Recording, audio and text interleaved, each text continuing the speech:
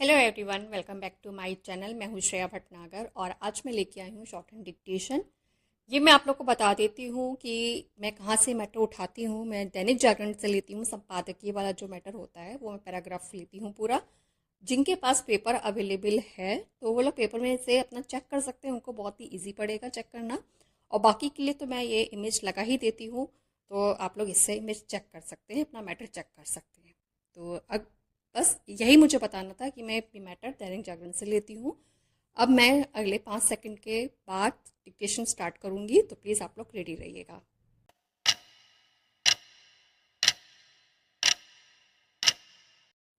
पहलगाम में दिल दहलाने वाले आतंकी हमले के जवाब में पाकिस्तान के खिलाफ भारत की साहसिक सैन्य कार्रवाई ऑपरेशन सिंदूर पर संसद में चर्चा होने में कोई हर्ज नहीं।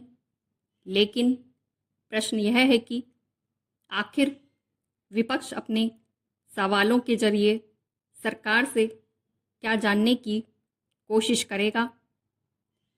विपक्ष के सवाल कुछ भी हों, सरकार चाहकर भी पाकिस्तान को पस्त करने वाली इस सैन्य कार्रवाई के बारे में सब कुछ नहीं बता सकती। कोई देश किसी अन्य देश में अपनी सैन्य कार्रवाई के मामले में सीमित जानकारी ही दे सकता है। सभी जिम्मेदार देश ऐसा करते हैं। इन देशों के प्रमुख विपक्षी दल भी सेना और सुरक्षा से जुड़े मामलों में संभल कर ही सवाल जवाब करते हैं। लेकिन भारत में कुछ विपक्षी दल अपने संकीर्ण राजनीतिक फायदे के लिए कुछ भी कहने पूछने को उतावले रहते हैं। हाल के वर्षों में यह उतावलापन कुछ ज़्यादा ही बढ़ा है। सबसे अधिक उतावलापन मुख्य विपक्षी दल कांग्रेस दिखाती है। इसकी अनदेखी नहीं कर सकते कि ऑपरेशन सिंदूर के समय और उसके बाद विपक्षी दलों और विशेष रूप से कांग्रेस के कई नेताओं ने कैसे कैसे सवाल किए। अनेक सवाल तो पाकिस्तान और चीन के साथ अन्य भारत विरोधी ताकतों को रास आने वाले थे। पाकिस्तान चीन ने इन बयानों को अपने पक्ष में सुनाया भी। यदि ऑपरेशन सिंदूर पर संसद में चर्चा के दौरान भी ऐसे ही सवाल किए जाते हैं तो यह दुर्भाग्यपूर्ण ही नहीं, लोकसभा एवं राज्यसभा के वक्त की बर्बादी ही होगी।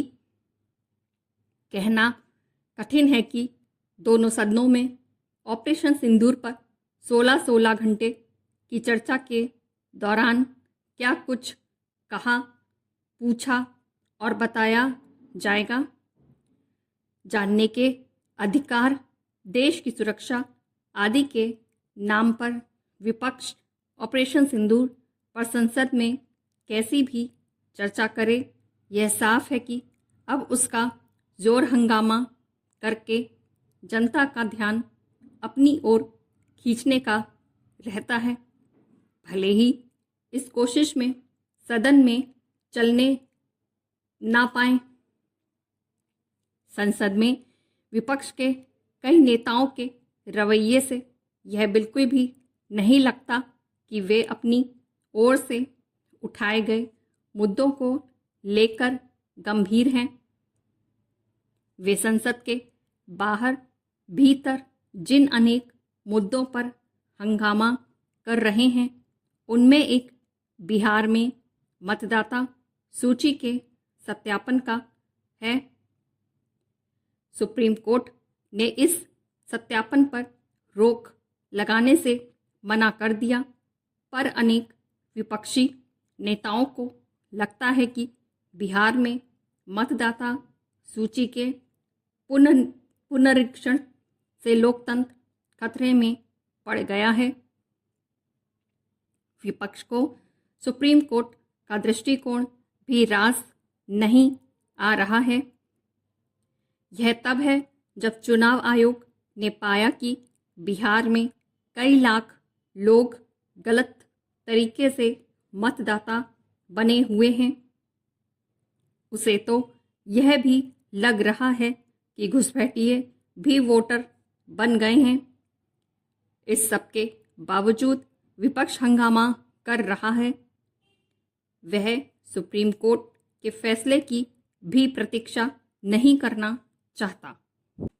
ये था मेरा आज का लेसन। जहाँ जहाँ मैं थोड़ा सा रुक जाती हूँ समझ जाइएगा कि वहाँ पे पूर्ण विराम होता है। पूर्ण विराम के बाद थोड़ा सा रुका जाता है, उसके बाद आगे फिर स्टार्ट किया जाता है, तो वहाँ पे पूर्ण विराम होता है। और बाकी जब मैं कंटिन्यूअस बोलती रहती हूँ तो इसका मतलब ये है कि वहाँ पे पूर्ण विराम नहीं है।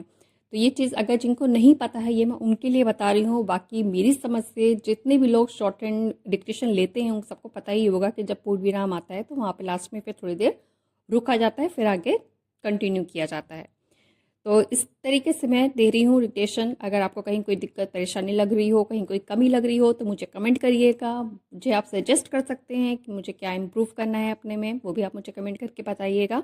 और अगर पसंद आ रहा है तो प्लीज़ लाइक कर दिया करिए। लाइक करने के पैसे नहीं लगते हैं, शेयर करने के पैसे नहीं लगते हैं, और मैं क्या ही कहूँ, सब्सक्राइब करने के भी पैसे नहीं लगते हैं। तो प्लीज़ चैनल को सब्सक्राइब करिएगा, चैनल पे यूं ही बने रहिएगा। मिलते हैं जल्दी नई शॉर्ट हैंड डिक्टेशन में। तब तक के लिए bye bye, take care, thank you.